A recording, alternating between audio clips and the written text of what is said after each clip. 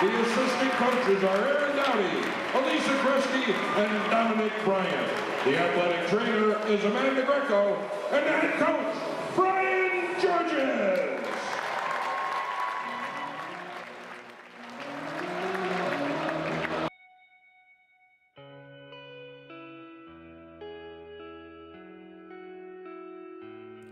Brian Giorgis has been the head coach of the Marist women's basketball team for 12 years. In that time, he brought a squad that struggled to finish 500 to 11 regular season titles and 10 MAC tournament championships, all while racking up an outstanding record of 304 wins against only 87 losses. Through his leadership, Giorgis has developed his program into one of Marist's premier sports teams and transformed them into a nationally recognized mid-major powerhouse. He is widely known throughout the Hudson Valley and has garnered a reputation that precedes him wherever he goes. His journey began at Our Lady of Lourdes High School, where he won 90% of his games and led the school to 9 state championships. He was very, very comfortable at Lourdes. He felt the family atmosphere that Lourdes has. We were very, while we were there, we were very close with a group of other teachers there. And Brian was very comfortable there. I mean, he would have been I can tell you this quite honestly, he would have been very happy staying at Our Lady of Lourdes High School, coaching women's basketball and all the other sports he coached, and retiring from there eventually. The notion of an extended family, something that was always extremely important to Giorgis, considering his immediate relatives lived hundreds of miles away in Ohio. I had tremendous colleagues at Lourdes. Just, some of my closest friends had been there, and, the teachers were great. It was a spiritual place, a place you could go into the chapel if you wanted to, just to sit down and reflect. I had great relationships with the kids. I loved my teams. My teams were at its pinnacle because my last 2 years we were nationally ranked, and last year we were 4th. And, I got to coach in the WBCA All-America game. It doesn't get much better than that from a coaching standpoint. Such success does not come easily. Giorgis has devoted his life to all things athletics, not just basketball.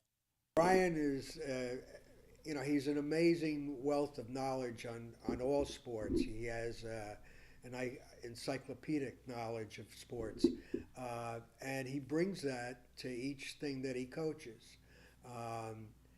As you possibly know, with baseball, he took them to the Final Four, state championship, softball the same, and volleyball the same. And it just proves what a great coach and how he can break down any sport that he's involved with into fundamentals to make people successful. And I think he's this way about all sports that he coaches. I think he if he was coaching, Frisbee, he would find a way to find the lanes and get people free and things like that. But knowledge alone doesn't always lead to success. There has to be a connection between mentor and subject, something Giorgis has exemplified, even in his early days instructing high school classes. From the teaching aspect, he was a health teacher, and he was a great health teacher. And he also taught biology. And see, this gets back to Brian, the way Brian is that he'd have students that weren't even his biology students that would be in another. When it would come to Regents time, he would take them all in. Didn't matter whether you had another biology teacher. He did review classes. You were all welcome. Primarily, he's a great teacher. He's a really, really good teacher. And I think you can't be a good coach unless you're a really good teacher, because it really is about teaching. And teaching is understanding not only the physical strengths, but the emotional needs for kids, the social needs for kids, and the mental needs for kids. And he gets it. And yet, despite his unparalleled success at Our Lady of Lourdes, something still called Giorgis to come to Marist. I think that Marist presented a challenge because he had seen some of his girls get recruited to go to Marist, and Brian and I would go to see him play, and I think that he thought that they weren't truly being fulfilled. It's kind of weird. This past week at the All-Met dinner, where we were down there with Emma getting the award and stuff, and all of a sudden someone peeked in, and I said, that looks like Sister Lois. And it was, so I go out there and give her a big hug and stuff, and she was actually the difference maker. She looked at the contract that Tim wrote up, And she said, "Oh, Brian, you've got to go try this. And if it doesn't work out, we'll take you back." Helping others. It was a huge part of what brought Giorgis to Marist College, and a trait that he has always been widely known for. There were some girls that played for Brian, the Bastion girls, and their dad developed cancer. And Dr. Bastion, who was Brian's dentist, was very close to the girls' basketball team.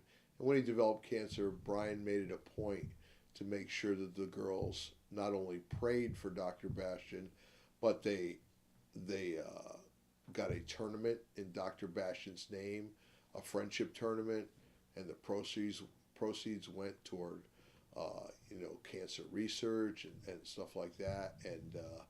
And the girls would from their Lord's team would go over and visit Dr. Bastion when he wasn't well, and they brought his spirits up. And Brian being Brian, never made a big deal out of it, so it was very quietly done. Very few people knew about it, but it was something that Brian, wanted to do. A lot of things that people in the community don't even know about, and he doesn't seek any recognition for, but you find out, X amount of miles down the road that he helped so-and-so get into such a school, or he helped so-and-so through a tough time. One instance in particular stood out in the minds of many who knew him. When one of Giorgis' young baseball players suffered a heart-wrenching tragedy, he brought the whole team together in an act of support and love. My junior year, Joey Kesselmark, the starting pitcher's mom passed away.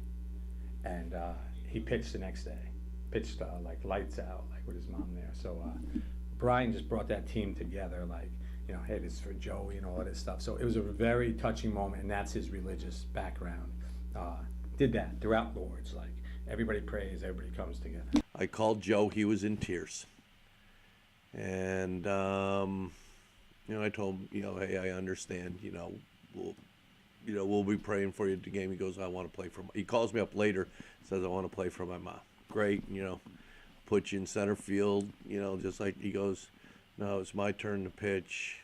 I'm supposed to be pitching, so I want to pitch for my mom. This is what people don't know about Brian. When you're a part of Brian's life, Brian puts his whole self into that. But it isn't just his devotion to others that makes Giorgis stand out. His commitment and perseverance to studying the game is unmatched. There is nobody that outworks Brian Giorgis. It didn't matter whether it was in the high school coaching ranks or the college coaching ranks. Nobody. I mean, you might have more talent than Brian does, at another school, and you might beat him sometimes. Not very often, but sometimes he gets beat, but you're not going to outwork him. He outworks everybody. He does. When he coached volleyball, he's never coached volleyball before. He went not only to the books, he went to the best coaches in the Hudson Valley, who've already coached for years. So he gathered all the information from this, what I know, put it all together, and took a team. I don't think they had more than 5 wins. Well, look at Marist. They never had a season of more than like 6 wins. So I think it's his dedication, and he outworks the coaches at every level. He has guided his players in such a way that they are the decision makers. Everyone on the team has a role, and each member decides how to act on a play-by-play basis. Starters know their role, but so does the 10th, 11th, and 12th man on the basketball team, or the 17th and the 18th guy. I got hurt, and so I basically wasn't playing my senior year. And the guy sat there and said, Camps, use your smarts and let's steal signals from the other team. So at least I had a role. I didn't love it. I was chasing foul balls and sitting there on the bench, but I was trying to steal signals. That's the kind of guy he is, and every person knows where they're at. He's a very honest person, no matter what, from recruiting to anything off the court to on the court. He's an honest person, and he's straightforward. So kids know where they stand. As a recruit where you stand with Coach Giorgis, because he tells it how it is. It's very difficult to find a coach who takes all 10 players or 12, depending how many are on your team, all the way down. So even the worst player is getting some instruction, and they kind of know you're not going to be seeing time unless there's a blowout or the other way around. So this is what I want you to focus on, and if you really want to play again next year, you need this. This is the amount of hard work you're going to have to be in. Through his relentless work ethic and tireless leadership, Giorgis has developed his own style of play that's unique to the teams he leads. So we go walking in, and Muffet sees him and stuff, and says, Brian, "Oh, it's so good to see you. You got some time, Brian?" So he turns to me and I go, "Yeah, we're just touring around, you know." Yeah, so she brings him in, and sure enough, now you have a coach that's won a national championship, that's at Notre Dame University. She's a big-time coach. And she wanted to sit down with Brian and talk about his motion offense. He had this motion system, there's 5 out, that at the high school level was, and I played against it, so I saw it firsthand, was like, whoa, what is this? That, you know, every kid could step out and shoot, and they could switch 1 through 5, and it was just really impressive system. As he coaches, like even when we were at those practices, he knows how to make adjustments. And I think his motion offense leads to making adjustments, and so there's so many parts to it that you adjust to what the defense does. So therefore, the defense has to react to you rather than you reacting to the defense. He kind of came up with it. I don't really know how, but I think that was one of the things that helped with the transition here, because his first year here, he had 3 high school players from Lourdes on the team, and 1 player who played AAU for him. So they kind of knew motion a little bit and also knew that it was successful, so it was easier to get the rest of us to buy in. When we run motion, I don't know who's screening for who. I don't know what type of cuts they're making off the screens, and I don't know if the kid's going to shape up or not. And the thing is, if I don't know that, it means the defense doesn't know that. All the people on the floor reading and reacting to their defenders. So if our coaching staff doesn't know the cut someone's going to make, how does the other team know? So you kind of have to rely on your defensive principles instead of a scout, where when we play a team who runs a bunch of sets, we'll know, you know, they pass here, they cut here, they screen here, where with our offense, you don't know. Do you believe you can coach on any level? I truly believe, and I've said this to anybody who's ever asked me, I believe that if you put him at a big-time school, like a Texas or Florida or someplace like that, with unlimited funds, that he could recruit and obviously recruit on the biggest stage, he would be a national championship coach. I haven't seen anything from any other coaches, including Gino Auriemma, who does anything better than what Brian does. I just think those guys, the Muffet McGraws and the Ginos, have higher level of talent. Brian can get to Marist College, but you give him equal talent, he'd beat Gino. He'd beat him. Absolutely, absolutely, no doubt in my mind. No doubt. And I think most coaches would. He's in the top 10 in winningest coaches in the country.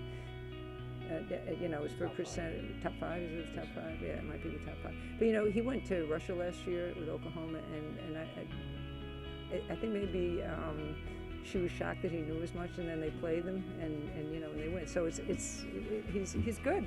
How good of a coach is Coach Giorgis? I mean, given top level talent, where would he be ranked in the top? I think he's one of the top head coaches in NCAA history for women's basketball. I mean, what he's done with this program has been so great. And as I said before, we don't always get the top players, top 10 players who go to UConn or who go to those other bigger schools, but he knows how to make the 15 players that are down in that locker room a great team. I mean, his record speaks for itself, but he, like I said, he understands the game. He sees things that other people would never think of. And X's and O's, his preparation, the way he goes about everything,